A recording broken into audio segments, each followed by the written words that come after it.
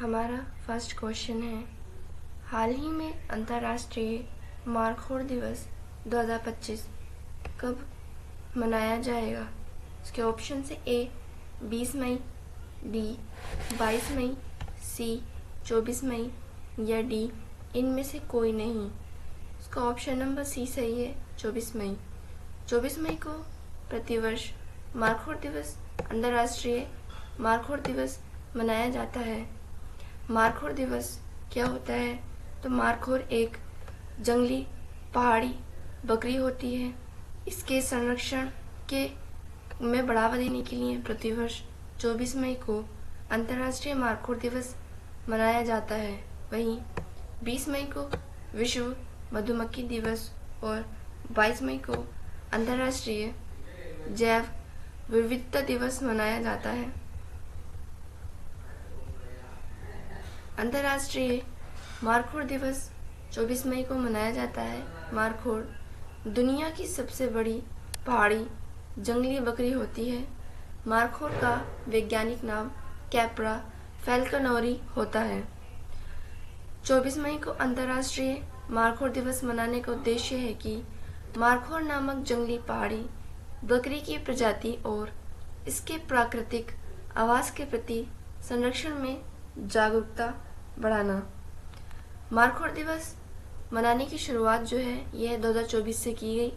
2025 में इसका यह है दूसरा अंतर्राष्ट्रीय मारखोर दिवस मनाया गया। नेक्स्ट क्वेश्चन है, हाल ही में किस राज्य में एशियाई शेरों की आबादी 5 साल में 674 से बढ़कर 891 हो गई है? इसके ऑप्शन से ए महाराष्ट्र, बी उत्तर प्रदेश, सी मध्य प्रदेश या डी गुजरात। इसका ऑप्शन नंबर डी सही है, गुजरात। गुजरात में पिछले 5 सालों में एशियाई शेरों की आबादी बढ़ी है। यह आबादी लगभग 32% की वृद्धि से हुई है। वहीं सन 2020 में एशियाई शेरों की आबादी 674 थी और 2025 में यानी कि 5 साल बाद यह आबादी बढ़कर 891 हो गई है। इसी के साथ साथ गुजरात भारत का ऐसा राज्य है जिसमें सभी राज्यों में सबसे ज़्यादा एशियाई शेरों की संख्या पाई जाती है, आबादी पाई जाती है। गुजरात में 2020 में के आंकड़ों के हिसाब से जो एशियाई शेरों की गिनती थी वह लगभग 674 थी और 5 साल बाद 2025 के आंकड़ों के हिसाब से 32% वृद्धि दर से इन एशियाई शेरों की संख्या में बढ़ोतरी हुई है, जो कि 891 एशियाई शेरों की आबादी हो चुकी है। वर्तमान में गुजरात के मुख्यमंत्री भूपेंद्र भाई पटेल हैं व गुजरात के राज्यपाल आचार्य देवव्रत हैं। नेक्स्ट क्वेश्चन है, हाल ही में आई रिपोर्ट के अनुसार 2025 में सबसे अधिक तेल और गैस भंडार में शीर्ष देश कौन सा है? इसके ऑप्शन से ए ईरान, बी यूएई, सी वेनेजुएला या डी सऊदी अरब। इसका ऑप्शन नंबर सी सही है, वेनेजुएला। वेनेजुएला में जो है हाल ही में सबसे अधिक तेल और प्राकृतिक गैस भंडार पाया गया है। एक रिपोर्ट जारी की गई है जिसके अनुसार उन सभी देशों को क्रमबद्ध लगाया गया है जिन देशों में पूरे दुनिया का सबसे ज़्यादा तेल और गैस भंडार शामिल है, जिसमें शीर्ष स्थान पर वेनेजुएला रहा। वहीं दूसरे स्थान पर सऊदी अरब, तीसरे स्थान पर ईरान व 7वें स्थान पर यूएई रहा। हाल ही में तेल व प्राकृतिक गैस भंडार में वेनेजुएला को शीर्ष स्थान प्राप्त हुआ है। वेनेजुएला के में भीतर लगभग 3 अरब बैरल तेल व 200 ट्रिलियन क्यूबिक फीट से अधिक की प्राकृतिक गैस का भंडार पाया गया है। इतने भंडारण के साथ वेनेजुएला पूरे विश्व का सबसे नंबर 1 देश बना है, जिसके भीतर सबसे अधिक तेल व प्राकृतिक गैस का भंडार शामिल है। वहीं इसके अलावा इस इंडेक्स में अन्य देश भी शामिल किए गए हैं, जिसमें पहले स्थान पर वेनेजुएला, दूसरे स्थान पर सऊदी अरब, तीसरे स्थान पर ईरान, चौथे स्थान पर रूस व पांचवें स्थान पर अमेरिका है। ये टॉप 5 देश है जिनके पास विश्व का सबसे अधिक तेल व प्राकृतिक गैस भंडार है। नेक्स्ट क्वेश्चन है, हाल ही में किसे सत्र 2025-26 के कार्यकाल के लिए चौथी बार सुप्रीम कोर्ट बार एसोसिएशन का अध्यक्ष चुना गया है? इसके ऑप्शन है ए भुवन रिभु, बी मृदुलिका झा, सी विकास सिंह या डी बानो मुश्ताक। इसका ऑप्शन नंबर सी सही है, विकास सिंह। विकास सिंह को लगातार चौथी बार सुप्रीम कोर्ट बार एसोसिएशन का अध्यक्ष चुना गया है। सुप्रीम कोर्ट बार एसोसिएशन क्या होता है?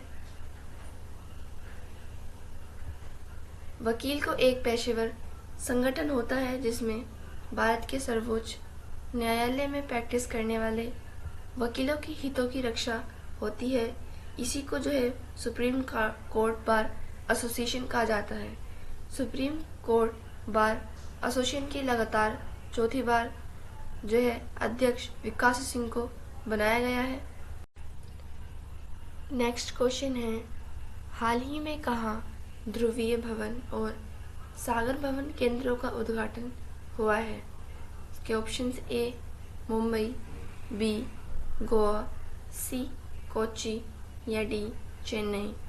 इसका ऑप्शन नंबर बी सही है, गोवा।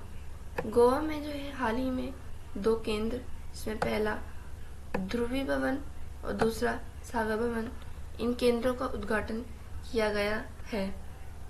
गोवा के राष्ट्रीय ध्रुवीय एवं महासागर अनुसंधान में इस ध्रुवीय भवन और सागर भवन केंद्र का उद्घाटन किया गया।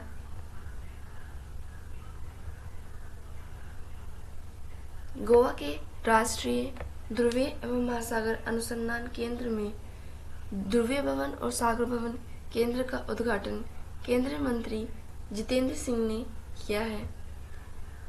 जितेंद्र सिंह द्वारा उद्घाटन किए गए ध्रुवीय भवन और सागर भवन केंद्र का उद्घाटित करने का उद्देश्य है कि भारत के ध्रुवीय और महासागरीय अनुसंधान में योगदान को बढ़ावा देना और वैश्विक नेतृत्व की दिशा में कदम बढ़ाना।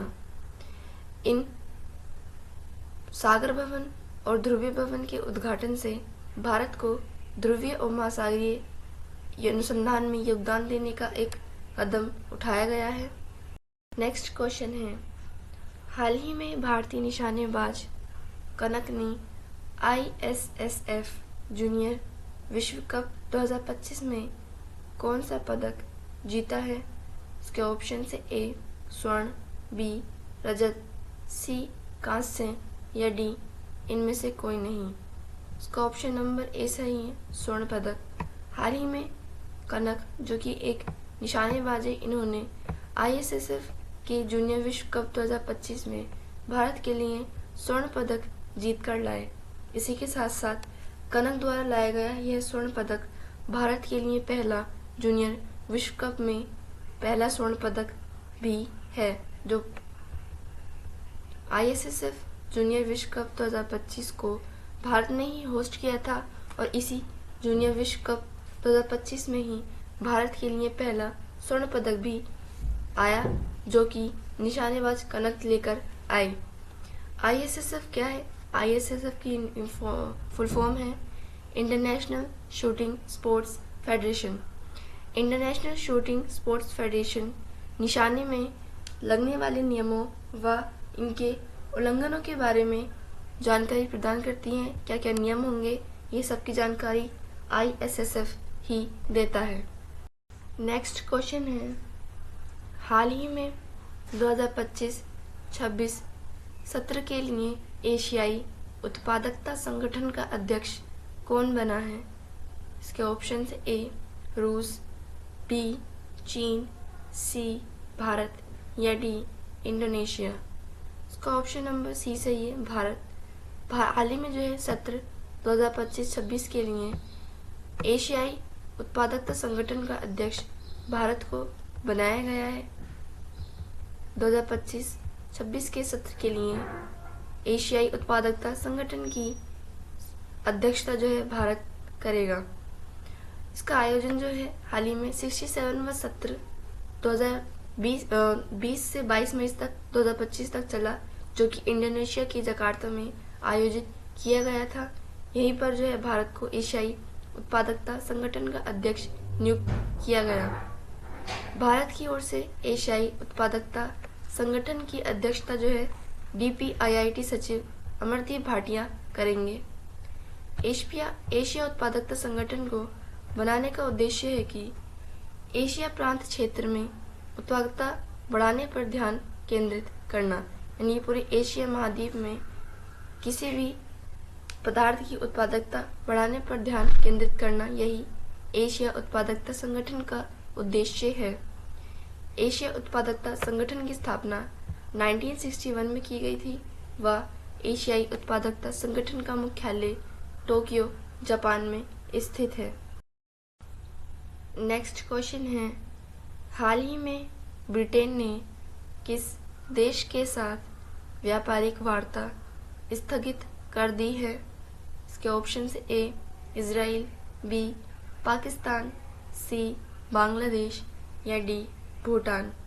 इसका ऑप्शन नंबर ए सही है, इजराइल। इजराइल के साथ जो है हाल ही में ब्रिटेन ने अपनी व्यापारिक वार्ता स्थगित कर दी है। इसका मुख्य कारण यह बताया जा रहा है कि इजराइल द्वारा जितने भी गाजा में परिस्थिति पैदा की जा रही है, इसके कारण ब्रिटेन ने यह कदम उठाया है और इस कदम के अंतर्गत ब्रिटेन ने इजराइल के साथ अपनी व्यापारिक वार्ता को स्थगित कर दिया है। इसका कारण है कि गाजा में बिगड़ती स्थिति के मद्देनजर ब्रिटेन ने यह फैसला लिया। ब्रिटेन की राजधानी लंदन है व वर्तमान में ब्रिटेन के राष्ट्रपति बोरिस जॉनसन है। वहीं इजराइल की राजधानी यरूशलेम है व वर्तमान में इजराइल के राष्ट्रपति बेंजामिन नेतन्याहू हैं। नेक्स्ट क्वेश्चन है, हाल ही में CRCL और IIT संस्थान ने वैज्ञानिक क्षमताओं को मजबूत बनाने और व्यापार सुगमता को बढ़ावा देने के लिए MOU पर हस्ताक्षर किए हैं। इसका ऑप्शन से A IIT Madras, B IIT Kanpur, C IIT Delhi या डी IIT मुंबई। इसका ऑप्शन नंबर डी सही है, IIT दिल्ली। हाल ही में IIT दिल्ली और CRCL ने मिलकर एक MOU ज्ञापन पर हस्ताक्षर किए हैं, जिसका उद्देश्य संस्थान में वैज्ञानिक क्षमताओं को मजबूत बनाना और व्यापार सुगमता को बढ़ावा देना है।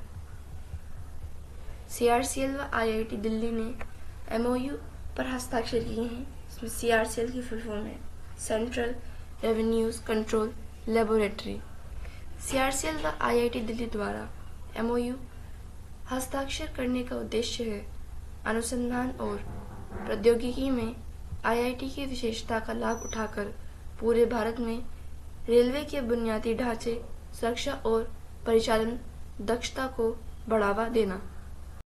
लास्ट क्वेश्चन है, हाल ही में किसने ready, relevant and resurgent a blueprint for the transformation of India's military नामक पुस्तक का विमोचन किया है? इसके ऑप्शन से A Amit Shah, B doctor S Jaishankar, C Rajnath Singh या डी पीयूष गोयल। इसका ऑप्शन नंबर सी सही है, राजनाथ सिंह। राजनाथ सिंह जो कि वर्तमान में हमारे रक्षा मंत्री हैं, केंद्रीय रक्षा मंत्री, इन्होंने हाल ही में एक पुस्तक जिसका नाम ready, relevant and resurgent a blueprint for the transformation of India's military नामक पुस्तक का विमोचन किया। जनरल अनिल चौहान द्वारा लिखी गई इस पुस्तक का विमोचन रक्षा मंत्री राजनाथ सिंह ने किया। जनरल अनिल चौहान ने अपनी इस पुस्तक का आधार जो है 21वीं सदी के युद्ध के लिए एकीकरण में आत्मनिर्भर पर आधारित होना, यह है इसका आधार है जो हाल ही में जनरल अनिल चौहान ने अपनी पुस्तक में लिखा। स्टूडेंट्स, ये क्लास हम यही ख़त्म करते हैं। नेक्स्ट क्लास में हम करंट अफेयर से बनने वाले और भी क्वेश्चंस को पढ़ेंगे। Thank you and thanks for watching.